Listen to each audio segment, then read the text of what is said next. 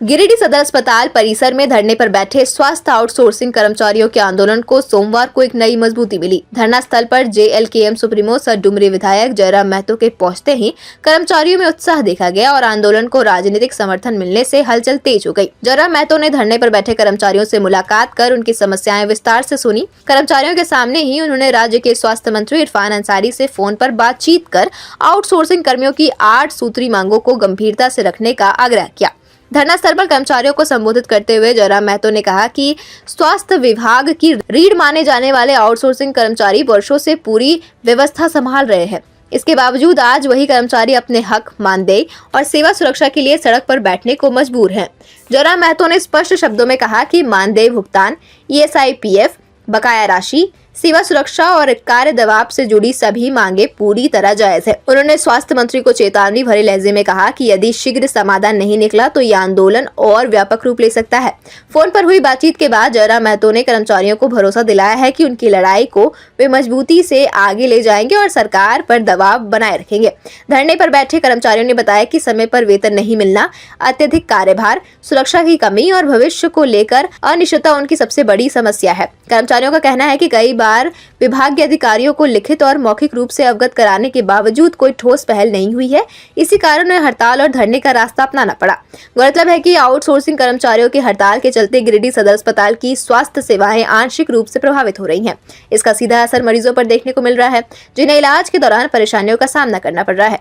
कर्मचारियों ने साफ कहा है कि जब तक उनकी मांगों पर ठोस निर्णय नहीं लिया जाता तब तक धरना और आंदोलन जारी रहेगा। हमारे संज्ञान में नहीं है चीजें, हम उनको सारी चीज़ों को कलेक्ट करके उनको व्हाट्सएप के द्वारा डिटेल को उनको पहले हम सपोर्ट करेंगे और उसके बाद फिर उन पर कार्रवाई की अपेक्षा रखेंगे और कार्रवाई करने के लिए हम उन्हें आग्रह करेंगे। देखिए, आसान तो होना ही चाहिए। कुछ दिन पहले बोकारो में भी इस प्रकार की परिस्थिति थी, फिर उस धरने के बीच हम गए, वहाँ भी जाकर बैठक किए, वार्ता हुई और वहाँ भी मंत्री जी से बात हुई। उनको हस्तक्षेप करने के लिए मैंने कहा और 3-4 दिनों में उनका पेमेंट का भुगतान किया गया। बिल्कुल, देखिए, अगर इनकी मांगे जायज है तो निसंदेह उस पर उस दिशा में कार्य करने की आवश्यकता है और हमारा जितना भी सहयोग करना होगा, प्रयास करना होगा, उसके लिए हम पीछे नहीं हैं। देखिए, हर बार हर एक जगह यही चीजें देख रहे हैं, खासकर जो आउटसोर्सिंग एजेंसियों के माध्यम से संचालित कर्मी है, 3-4 महीने का वेतन भुगतान होता है, वो धरने पर बैठते हैं, फिर 1 सप्ताह के अंदर वेतन मिलता है, फिर अगला ड्यूज होता है, फिर वो धरने पर बैठते हैं। तो ये परंपरा, ये व्यवस्था अब खत्म होनी चाहिए।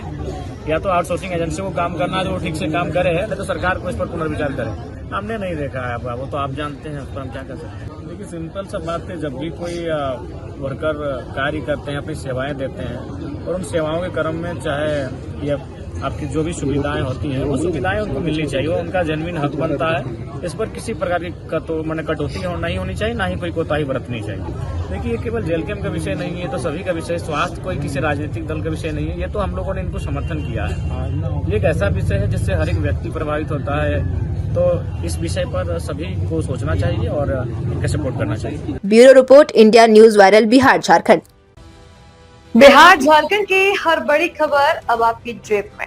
क्या आप बिहार और झारखंड की खबरों से पीछे रह जाते हैं? इंडिया न्यूज वायरल के साथ जुड़े और पाए सबसे तेज अपडेट्स, चाहे वो राजनीति हो, वायरल वीडियो हो या आपके शहर की ताजा घटना। सब्सक्राइब क्यों करें? सबसे तेज ब्रेकिंग न्यूज अलर्ट्स के लिए, वायरल और ट्रेंडिंग वीडियो सबसे पहले, सच्ची और सटीक रिपोर्टिंग। देर ना करें, आज ही सब्सक्राइब बटन दबाएं और अपडेटेड रहें।